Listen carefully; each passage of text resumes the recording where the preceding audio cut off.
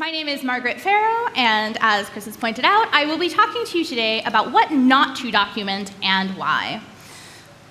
Documentation is, of course, very useful, very important, and critical to the accessibility of your project. However, sometimes the things that you put into your documentation are not as useful to your potential users as they are to potential hackers. And so we're going to talk today a little bit about what those things might be and how we can avoid putting those bits into the documentation and maybe what to do instead. So first off, we are going to begin with a case study, and then we'll go into 4 specific types of things that you might come across where if you see that going into your documentation, you might consider doing something other than documenting that information. For each of those, I'll also give at least one example of a specific type of thing that you might encounter, and share a little bit about what this information would tell a potentially malicious hacker who is reading your docs. At the end, I'll recap a little, and I will be around all weekend if you have any questions about any of this later on. We will not be doing Q&A in the session today, so please do feel free to find me later on. First off, a case study, the 0-day that docs caused. Before we get into the details of it, we're going to do a really quick terminology overview. I'm going to be throwing around the words attacker, vulnerability, and O-day or 0-day quite a lot today. An attacker is going to be a person trying to use your system to cause harm, whether it is real harm or simulated harm, to prove that someone who was more malicious could have done this. The harm caused by attackers is often categorized within what's called the CIA triad: confidentiality, integrity, and availability. Confidentiality is whether information that is supposed to be kept secret stays secret. Integrity is whether your records remain accurate or whether they've maybe been tampered with. And availability is whether your users can use your system or whether your system is available as it is supposed to be. Some examples you have probably encountered include data leaks, which are a breach of confidentiality because private information is released. Database corruption, which is a breach of integrity because the records are no longer accurate. And denial of service attacks, which are a breach of availability because the amount of traffic causes the site to go down and then it is no longer available to the actual intended users of that site. You might be thinking that these factors can all also be affected by things other than a malicious actor, and you are correct. That is the part where intentions come in.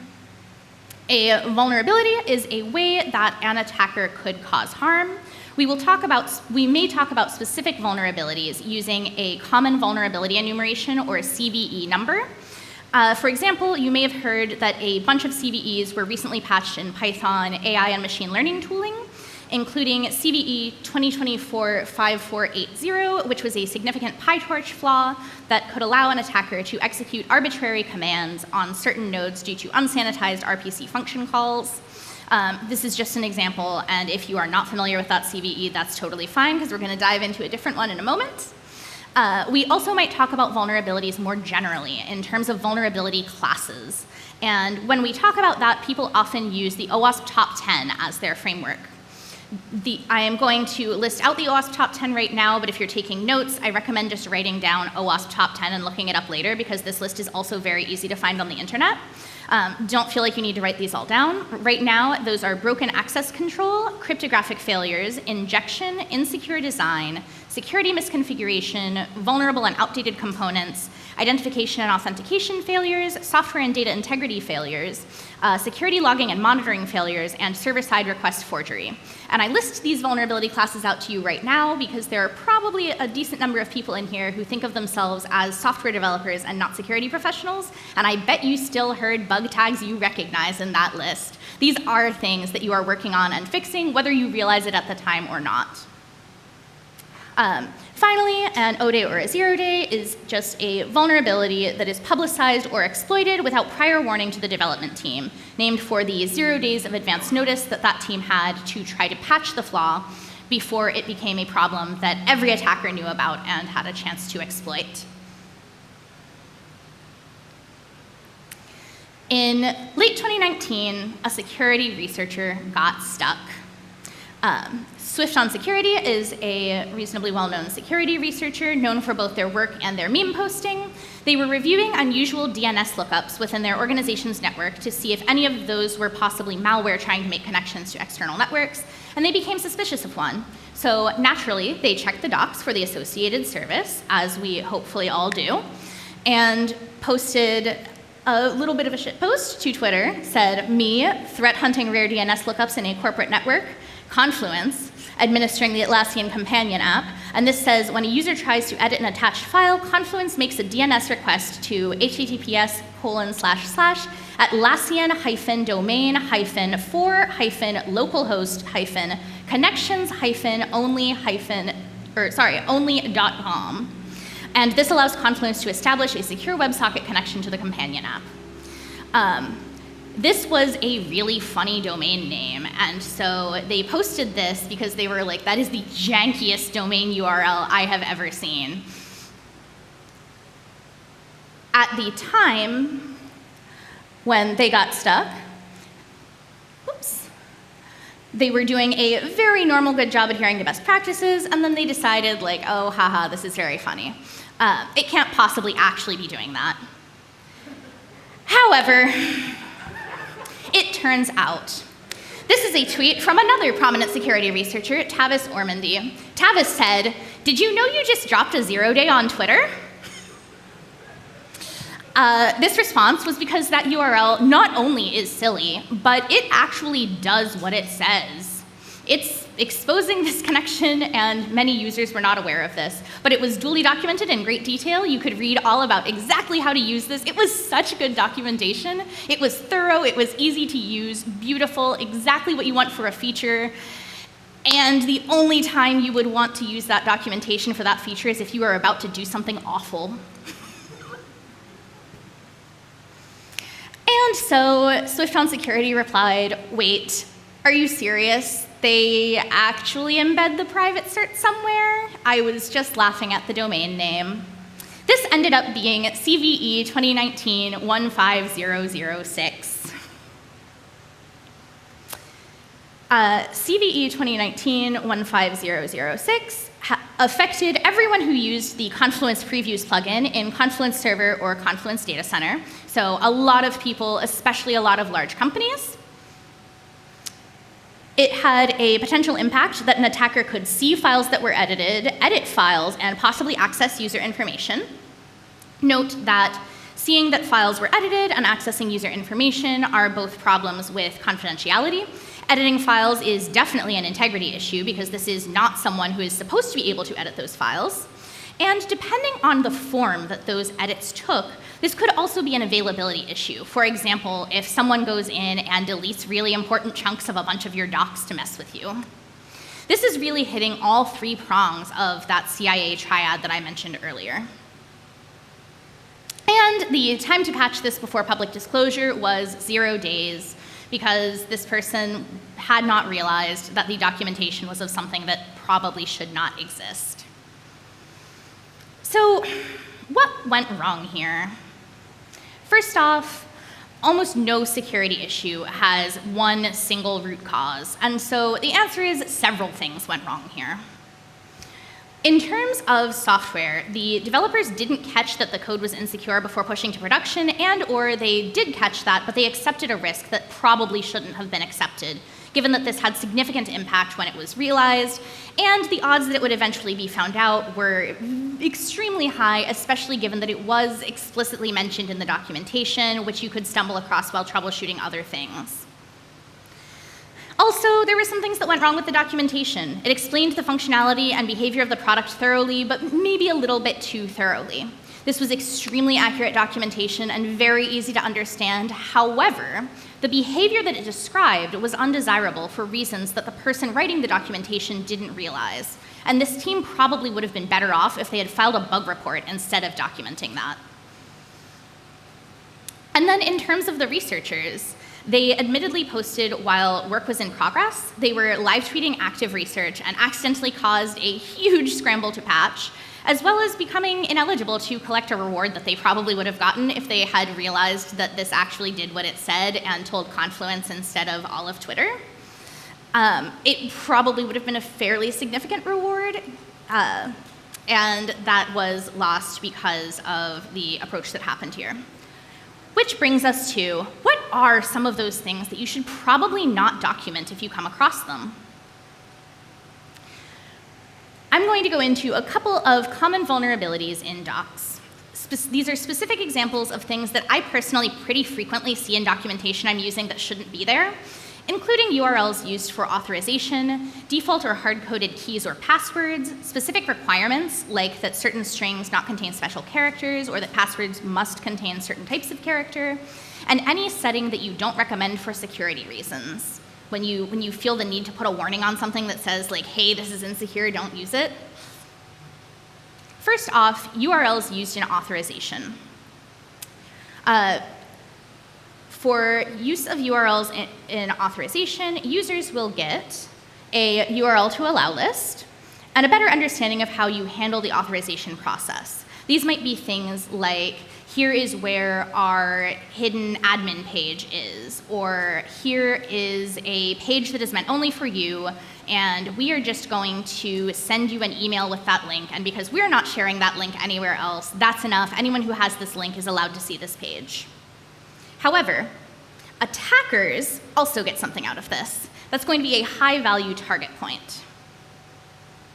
One of the most common places I've historically seen this that has luckily been getting less common recently is in terms of secret admin consoles.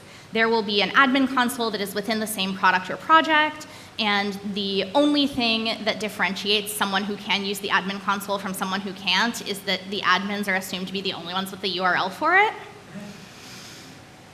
That does not hold up over time.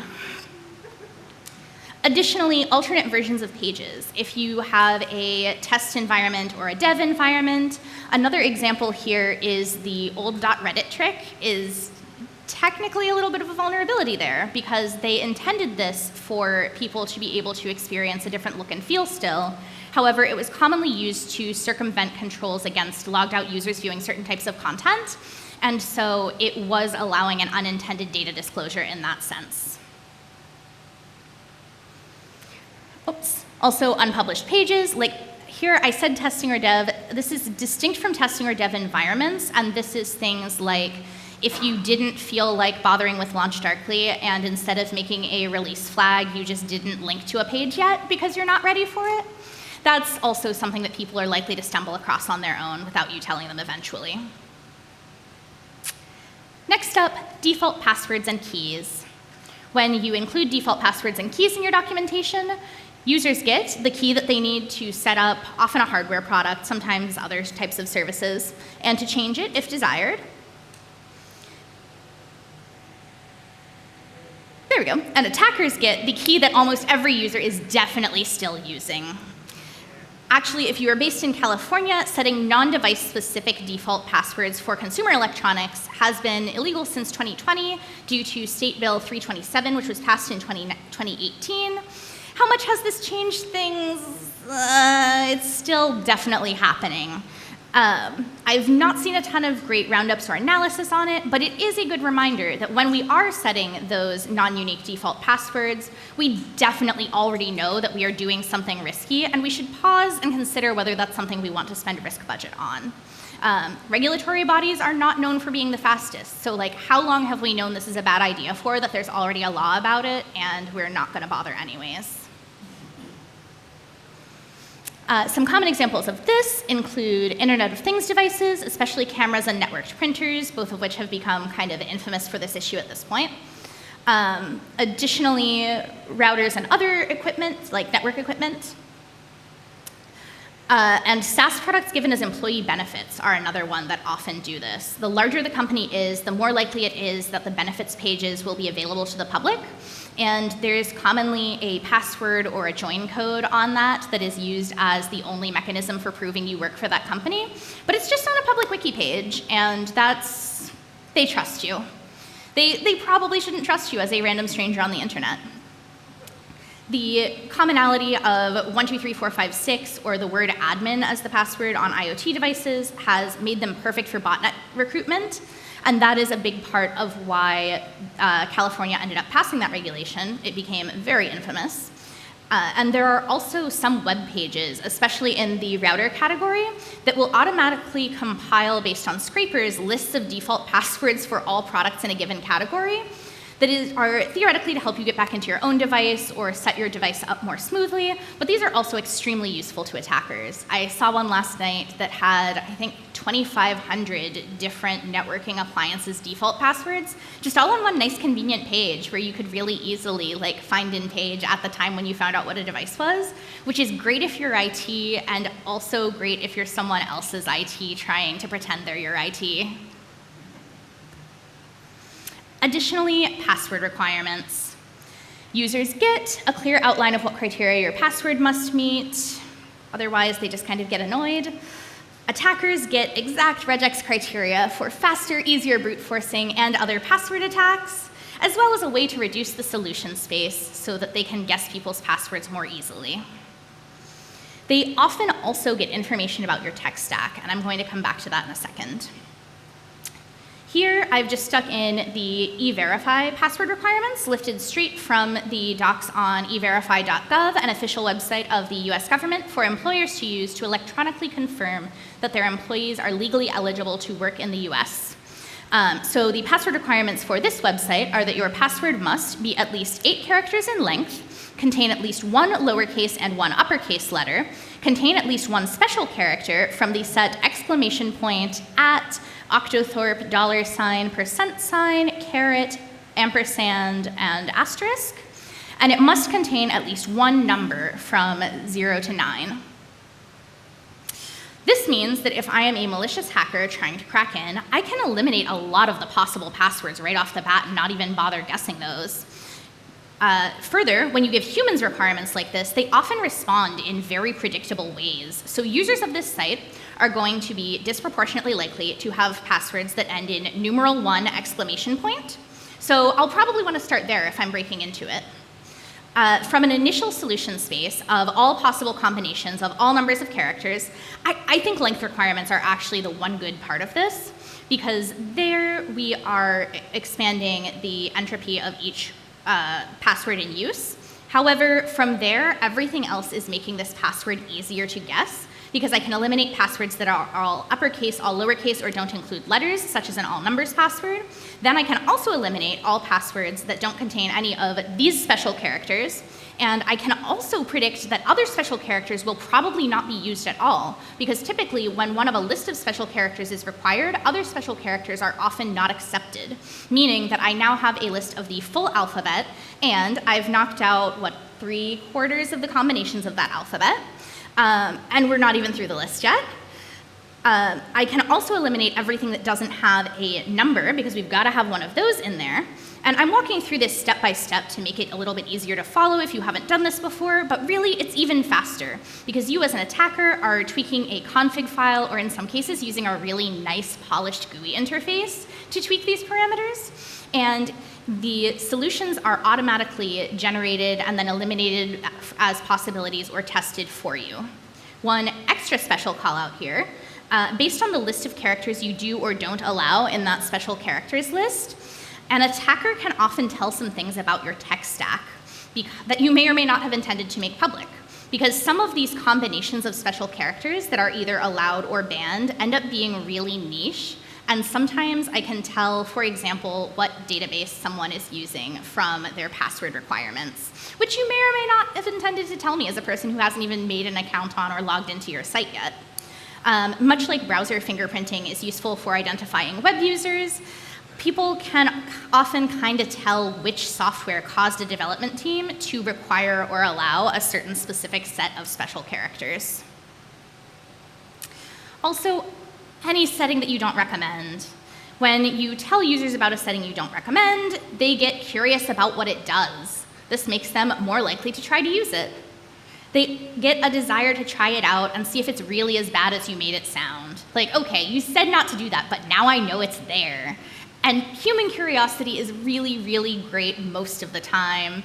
And it's going to work against your interests when people come across something that says, don't press the big red button. It's super shiny, I know. Here, attackers get a strong hint that you can get unexpected behavior by playing with this new shiny toy. Some common examples of this include configurable page limits that are not recommended over a certain value. This can often tell people a size threshold for buffers or other types of things. Anything that may cause a crash. Hackers love crashes. A crash is a great starting point to work from. So if you say, like, warning, using this setting in this way might cause a crash, that is the first thing I'm doing. Also, anything just in general that you're thinking about putting that security warning on, you are about to make it really shiny, and it's worth considering whether you want to make that shiny or try to move away from needing that setting as an option over time. But how will you know if it's not one of these specific things we've gone through that you might have a problem? First off, the words "not recommended." When you are a hacker looking at a project, if you're doing a competition like a CTF, or if you're doing a project for more professional purposes, one of the first things that is always fun to do is search the docs for what's not recommended. Because what is not recommended to make the product work as expected is what is recommended to make it work as not expected. So this is a really great clue that this is something going to be probably more useful to an attacker than a person trying to use your product normally. Also, it's okay to use insider information. Attackers have a lot of advantages, so use the one you've got. You know more about what's going on with a project you're working on than the average documentation user coming in will. And if something feels like it's going to cause a problem, it's probably a good idea to trust your gut and check in with some teammates about what's going on and whether there might actually be some risk there. A lot of these things are going to feel a little off in a way that you can't pinpoint until you talk it through with someone, and eventually you'll be like, oh yeah, it's because it felt familiar from this time I saw this other thing cause a disaster, and my brain had blocked that out because that was a horrible week. Also, watch out for concepts you don't fully understand. If you are documenting something and you feel like you mostly know what it does, but you don't know why someone would want that, that's often a really good hint. Sometimes it's true that no one should want that, or the only reasons you would want that are to cause the product to behave in a way that you as the creator don't want it to.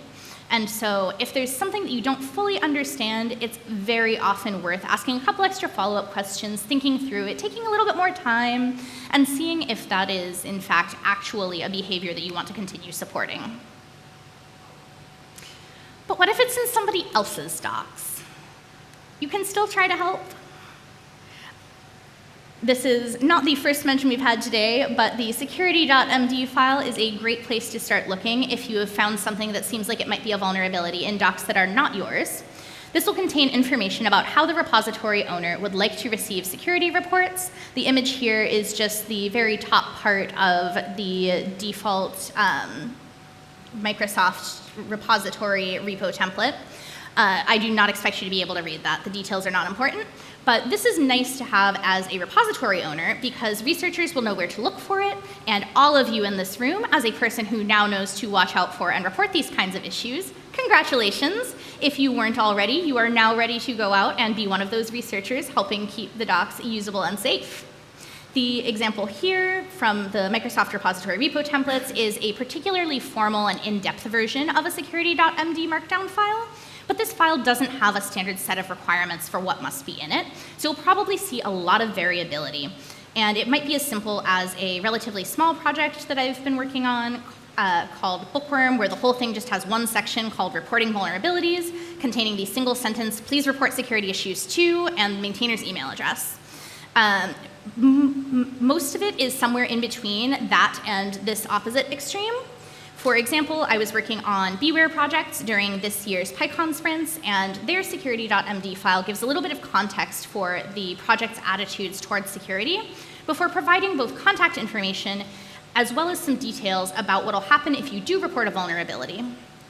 In nearly every case, though, the answer here is going to come down to sending somebody or another an email of some sort. And there are a few things that you'll want to be sure you include in that. So, you're getting ready to write this email, maybe it's your first time. First off, try not to exaggerate or downplay the vulnerability. One way to keep from skewing that severity is to stick to just basic facts, but this is important because it lets you ensure that the bug is given sufficient priority without interfering with incident responders or open source maintainers' lives unnecessarily. If you are familiar with threat modeling already, a very high-level threat model to the effect of this could cause risk to users who don't update a password but think that they're not important enough to target because the encryption you're relying on here became cheap and easy to break between when this doc was originally written and when I'm reading it today. So it's newly compelling for supply chain attacks. Whatever degree of detail you have is very helpful in many cases. But if you don't know or you're not sure, that's usually fine too. Of course, you don't want to file frivolously, but if you're clear up front that you're unsure about impact or similar, people would generally rather be asked than have you post it onto Twitter directly and accidentally activate an entire incident response plan. It's always good to mention who is affected by the problem, if it is in fact the problem you think it is, as well as be polite and kind. Sure, in all of your emails, but especially in these. This is inherently a kind of stressful email to receive, and it's worth keeping that in mind when you have to send one. Also, include any information you have about the fix if possible. If it's an easy fix, providing a patch in the email up front is basically always very much appreciated. If it's something more complicated, then you might give some information about how much you have available in terms of personal bandwidth to maybe help with a fix, or like, look, I found this. I'm sorry I can't help you fix it right now, but I wanted to let you know it's there. So, in conclusion, when in doubt, call it out. Some things that turn up in your docs are going to be signs of a security vulnerability. And if something feels fishy in a document, it is always worth asking a teammate, the project maintainer, or if you are a solo maintainer, a trusted peer, whether it feels fishy to them as well, and whether there might actually be something going wrong here. Security is always a team effort, and you are so welcome to be part of that team, even if it's not a formal part of your job description or the task that you're working on. Also note, not a single one of the vulnerabilities that we talked about today are fixed by just not documenting it. The takeaway here is not just leave things out of the docs. It's that sometimes when you're thinking about putting something in the docs, that can be a warning sign to you that maybe instead you should change what's happening rather than just writing it down. If you have questions and you can't find me in person, I've got a whole bunch of ways to contact me on that Linktree page, as well as videos of other talks and a whole bunch of other stuff. Thank you.